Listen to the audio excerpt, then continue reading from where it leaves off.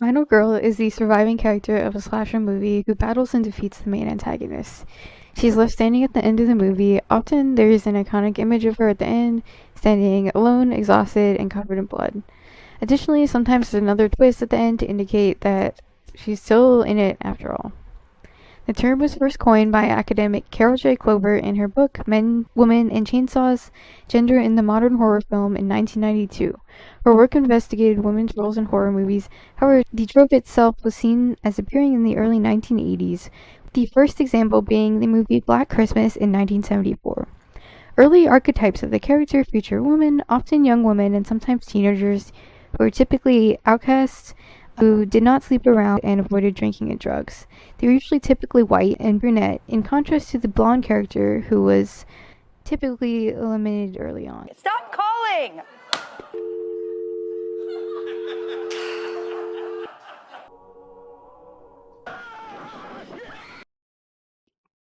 The first case of this trope was played by Olivia Hussey in the movie Black Christmas, where she plays Jess Bradford, one of several sorority members enjoying a Christmas party. I also want to point out, while I have seen some of the movies mentioned in this video, this is one of the ones, among others, that I haven't seen.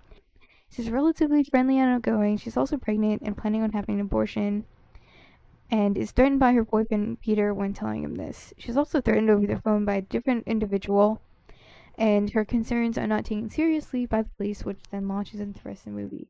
This movie influenced the first Halloween movie, as well as many other slashers that followed it. Seems we have intercepted a transmission of unknown origin. While this is not an exhaustive list, here's some more examples of the trope. Sydney Prescott, played by Neve Campbell in the Scream franchise. While she is the protagonist in the first movie, she is also featured in its many sequels. Laurie Strode, played by Jamie Lee Curtis in the Halloween franchise. Nancy Thompson in The Nightmare on Elm Street. Ripley in Alien, who is another favorite. She can fly. She's just hovering. It's not that impressive. As much as I tend to like this trope, it is a trope that, at least in the 70s and 80s, was mainly written by men.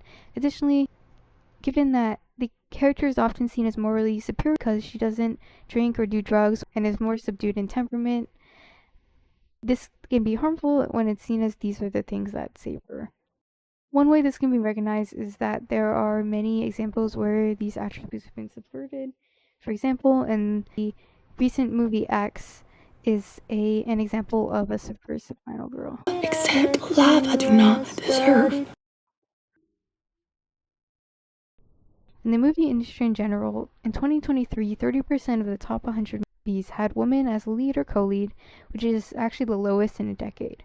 However, from 2022 statistics, movies were much more likely to have women leads, with 43% of women leads being in horror movies, compared to the 4% of male leads who are in horror movies.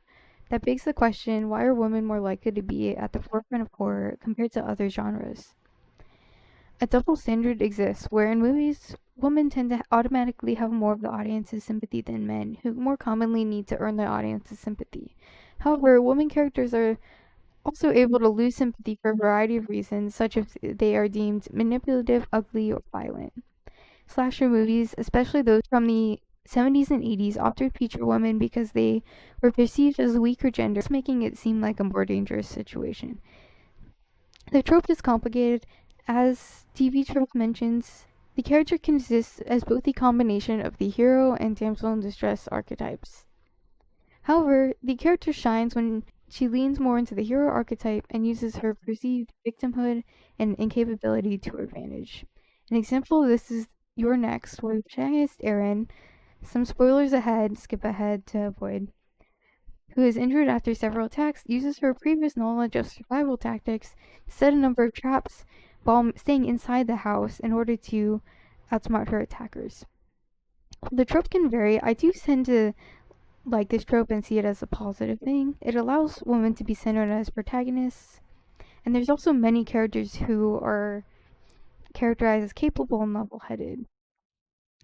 Additionally, while the antagonists are often human, there's also many cases where they aren't, such as in the movie The Descent. Skip ahead to avoid spoilers. There are actually cave-dwelling creatures in this cave horror movie. While previous examples have included some subversions of the trope, here I include a few more. Midsommar, which is also a favorite of mine, subverts the final girl trope with the character of Dani. Skip a few seconds ahead to avoid spoilers. Rather than defeating the antagonist, she ends up joining them, relinquishing herself to the madness in this movie that is a cult movie, and I guess not a cult classic. A different variation of this is depicted in Drag Me to Hell.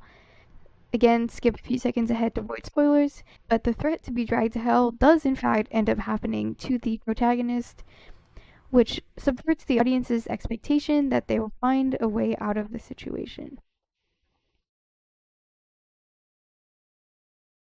In the way that movies and media generally express human emotions in ways that are heightened, exaggerated, and at times satirical, horror often exists as an extreme version of this. Horror is a vehicle that can allow its protagonist to be messy and chaotic in a way that is not often allowed in other genres, are often expressed in ways that are stylized, intense, or played for laughs. Horror is also often associated with women because of the bodily nature of horror, and this is especially present in the monster movie, which is a separate trope.